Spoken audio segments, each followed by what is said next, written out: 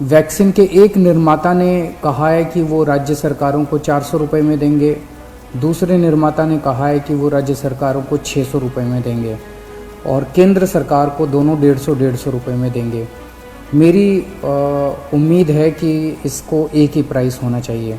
उनमें से एक निर्माता का मैं इंटरव्यू देख रहा था जो कह रहा था कि 150 रुपये में जब वो केंद्र सरकार को दे रहे हैं तो उसमें भी उनको फ़ायदा हो रहा है। देश भर के अंदर केंद्र सरकार ने कई दवाइयों के प्राइसेस के ऊपर कैप लगाए। अलग अलग राज्य सरकारों ने हॉस्पिटल्स के प्राइसेस के ऊपर कैप लगाए कि अस्पताल जो हैं इससे ज़्यादा नहीं ले सकते दाम, इस चीज़ के इतने लेंगे, इस चीज़ के इतने लेंगे। 1,34,00,000 वैक्सीन खरीदने की मंजूरी दी है।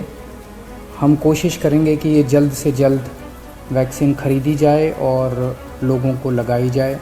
इस महामारी में वैक्सीन एक समाधान निकल के आ रहा है। वैक्सीन जिन लोगों को लगी है उनका एक तरफ कोरोना नहीं होता, या जिनको होता है उन लोगों को माइल्ड होता है।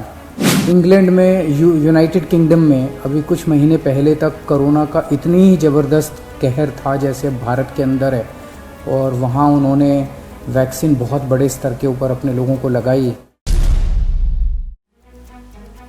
ਭਾਰਤ 'ਚ ਮੁੜ ਕਰੋਨਾ ਦਿਨ ਬ ਦਿਨ ਵੱਧਦਾ ਦਿਖਾਈ ਦੇ ਰਿਹਾ ਹੈ। ਚਾਰੇ ਪਾਸੇ ਕਰੋਨਾ ਦੀ ਹਾਹਾਕਾਰ ਨੇ ਲੋਕ ਡਰਾਏ ਹੋਏ ਨੇ। ਇਸ ਸਾਰੇ ਮਾਮਲੇ ਨੂੰ ਵੇਖਦਿਆਂ ਦਿੱਲੀ ਸਰਕਾਰ ਨੇ ਵੱਡਾ ਫੈਸਲਾ ਲੈਂਦਿਆਂ ਕਿਹਾ ਕਿ ਅਸੀਂ 18 ਸਾਲ ਤੋਂ ਵੱਧ ਉਮਰ ਦੇ ਲੋਕਾਂ ਦੇ ਫ੍ਰੀ 'ਚ ਵੈਕਸੀਨ ਲਗਾਵਾਂਗੇ ਤੇ ਸਰਕਾਰ ਨੇ 1,34,00,000 ਵੈਕਸੀਨ ਖਰੀਦਣ ਨੂੰ ਮਨਜ਼ੂਰੀ ਦੇ ਦਿੱਤੀ ਹੈ। ਕੇਜਰੀਵਾਲ ਨੇ ਜਾਣਕਾਰੀ ਦਿੰਦਿਆਂ ਕਿਹਾ ਕਿ ਇਸ ਬਿਮਾਰੀ ਤੋਂ ਬਚਣ ਲਈ ਵੈਕਸੀਨ ਹੀ ਇੱਕ ਹੱਲ ਹੈ जिस नाल कोरोना तो बचा जा सकता है। जैसा हम देख रहे हैं देश भर में कोरोना का बहुत ज़बरदस्त कहर छाया हुआ है, और इस कोरोना काल में जो सबको लग रहा है कि समाधान इसका एक ही है, वो है वैक्सीन। दिल्ली सरकार ने निर्णय लिया है कि 18 साल से ऊपर की उम्र के लोगों को फ्री वैक्सीन दी जाएगी। हम कोशिश करेंगे कि इसको जल्द से जल्द और बड़े स्तर के ऊपर कैसे लोगों को वैक्सीन किया जाए, इसका पूरा प्लान तैयार किया जा रहा है।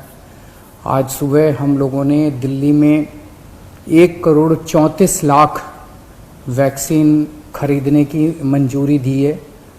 हम कोशिश करेंगे कि ये जल्द से जल्द वैक्सीन खरीदी जाए और लोगों को लगाई जाए।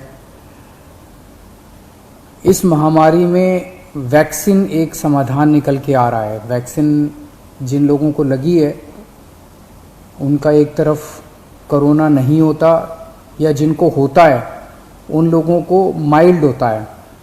उनमें से अधिकतर लोगों को अस्पताल की ज़रूरत नहीं होती, और अगर अस्पताल की ज़रूरत पड़े भी तो उनकी बीमारी सीरियस नहीं होती, ऐसा देखने में आया है। तो कोरोना एक तरह से अगर वैक्सीन सबको लग जाए तो कोरोना एक ऑर्डिनरी बीमारी की तरह हो जाएगी। अगर होगी भी तो ठीक हो जाएगी।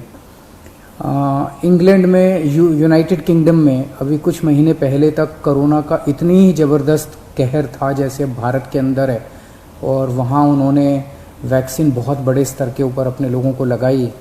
तो कोरोना के अंदर उस लहर के कम होने का, ख़त्म होने का एक बहुत बड़ा कारण एक्सपर्ट्स वैक्सीन को मानते हैं कि जिस इंटेंसिटी के साथ, एग्रेसिवनेस के साथ कोरोना वैक्सीन लगाई गई इंग्लैंड में, उसका कोरोना की लहर को ख़त्म करने में बड़ा योगदान रहा।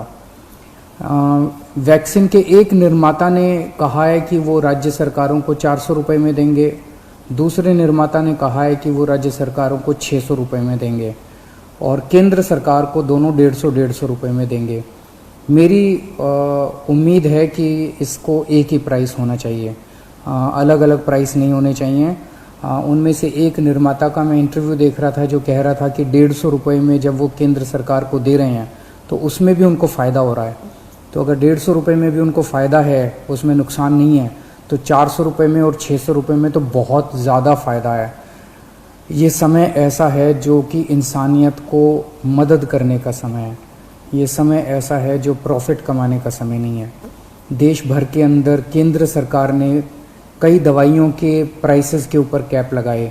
अलग अलग राज्य सरकारों ने हॉस्पिटल्स के प्राइसेस के ऊपर कैप लगाए कि अस्पताल जो हैं इससे ज़्यादा नहीं ले सकते दाम, इस चीज़ के इतने लेंगे, इस चीज़ के इतने लेंगे।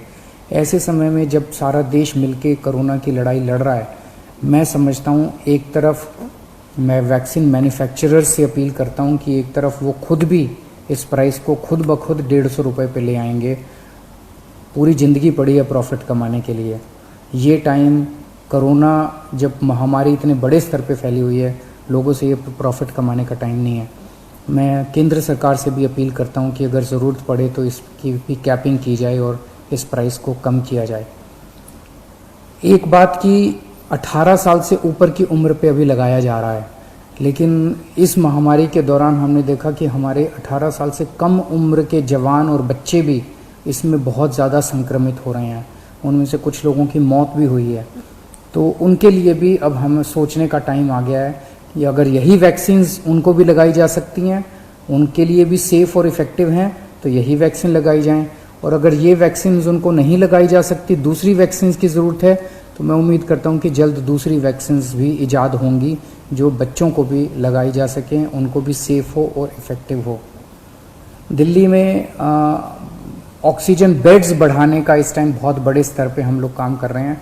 अभी मैं राधा स्वामी सत्संग ब्यास के वहाँ पे जो एक सेंटर बनाया गया है उसका मुआयना करके आ रहा हूँ। आज सुबह 10 बजे वो मरीजों के लिए खोल दिया गया है। लगभग 500 बेड्स शुरू किए जा रहे हैं। आज 150 बेड्स हैं, अगले 1-2 दिन में 500 बेड्स हो जाएंगे।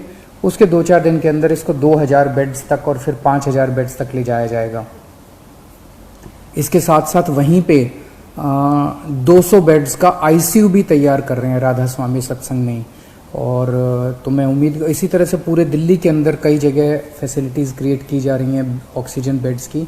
मैं उम्मीद करता हूं कि इससे जनता को काफ़ी फ़ायदा होगा। नमस्कार। Bureau report, channel Punjabi.